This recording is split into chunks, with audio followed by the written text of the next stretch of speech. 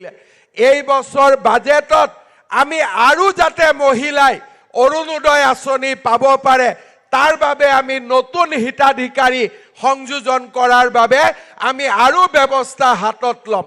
মোৰ লক্ষ্য হ'ল এটা দিন আহক যিটো দিনত অসমৰ প্ৰতিগৰাকী দুখীয়া পৰিয়ালে যাতে অৰুণোদয় আঁচনিৰ সুবিধা পাব পাৰে সেই দিশলৈ আমি ৰাজ্যখনক আগুৱাই লৈ যাবলৈ প্ৰচেষ্টা কৰিছো। অসমৰ মুখ্যমন্ত্ৰী হিমন্ত বিশ্ব শৰ্মাই 2024 চনৰ বাজেটত মহিলাসকলৰ বাবে অৰুণোদয় আঁচনিক লৈ বৃহৎ ঘোষণা কৰিব বুলি মুখ্যমন্ত্ৰীগৰাকীয়ে জনাইছে আৰু লগতে ৰেচন কাৰ্ডক লৈ এই মুহূৰ্তত কেইবাটাও গুৰুত্বপূৰ্ণ খবৰ ওলাই আহিছে। প্ৰথমতে ৰেচন কাৰ্ডক লৈ 42 লাখ লোকক এবাৰ প্ৰদান কৰা হ'ব ৰেচন কাৰ্ড আৰু এই সন্দৰ্ভত মুখ্যমন্ত্ৰীয়ে তেওঁৰ ভাষণত জনাইছিলে আৰু এতিয়া এই মুহূৰ্তত 42 লাখ লোকৰ বিষয়ে বিভিন্ন জিলাত কিমান হিতাধিকাৰীয়ে লাভ কৰিব ৰেচন কাৰ্ড এই সন্দৰ্ভত গুৰুত্বপূৰ্ণ খবৰ ওলাই আহিছে।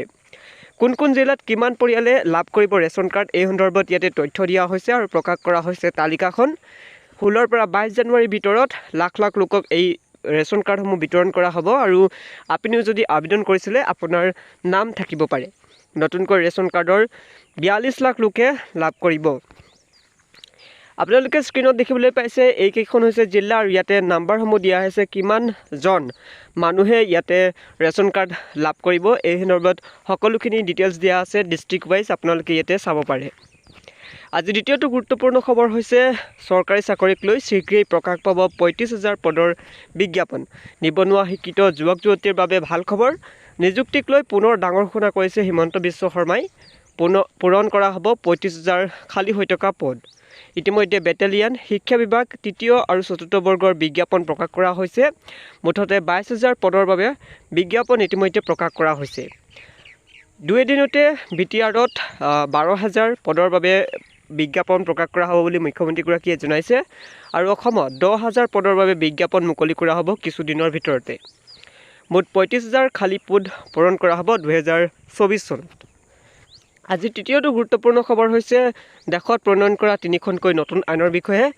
ভাৰতীয় ন্যায় সংহতি, ভাৰতীয় নাগৰিক সুৰক্ষা সংহতি আৰু ভাৰতীয় সাক্ষ্য আইন ইতিমধ্যে দেশত প্ৰণয়ন কৰা হৈছে আৰু 3খন নতুন আইনত ৰাষ্ট্ৰপতিয়ে ইতিমধ্যে মোহৰ মাৰিলে। নতুন আইন অনুসৰি দেশত সলনি হ'ব কেইবাটাও নিয়ম। নতুন আইন অনুসৰি গণহত্যাত জড়িত থকা লোকসকলক প্ৰদান কৰা হ'ব চূড়ান্ত শাস্তি অৰ্থাৎ মৃত্যুদণ্ড। ৰাজদ্ৰোহৰ বাবে 124 এৰ পৰিৱৰ্তে দেশত এতিয়া থাকিব দেশদ্ৰোহ আইন। দেশৰ সুৰক্ষা সম্পত্তি আৰু গৌৰৱৰ বিৰোধিতা কৰিলে তেওঁক জেললৈ যাব লাগিব। এতিয়াৰে পৰা কোনো ব্যক্তিক আৰক্ষীয়ে গ্ৰেপ্তাৰ কৰিলে পৰিয়ালক তাৰ তথ্য প্ৰদান কৰিব লাগিব। 180 দিনৰ ভিতৰত আৰক্ষীয়ে চাৰ্জশ্বীট প্ৰদান কৰিব লাগিব আৰু হিট এণ্ড ৰানৰ গোচৰত নতুন আইন অনুসৰি 10 বছৰৰ কাৰাদণ্ড বিহা হ'ব। কিশোৰীৰ লগত অপকৰ্ম কৰিলে যাৱজ্জীৱন কাৰাদণ্ড বিহা হ'ব।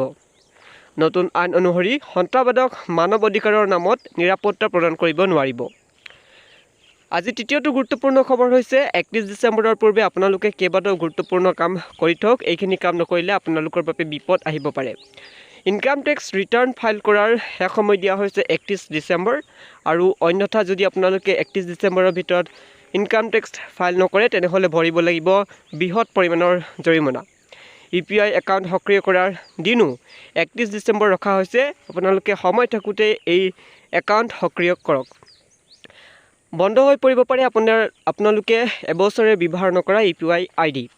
বেংক লকাৰ এগ্ৰিমেণ্টৰ বাবে শেষ সময় দিয়া হৈছে 31 ডিচেম্বৰ।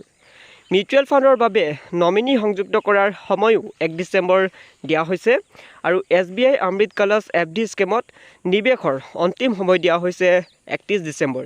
এইখিনি কাম যদি আপোনালোকৰ কৰিব লগা আছে আপোনালোকে সোনকালে কৰক।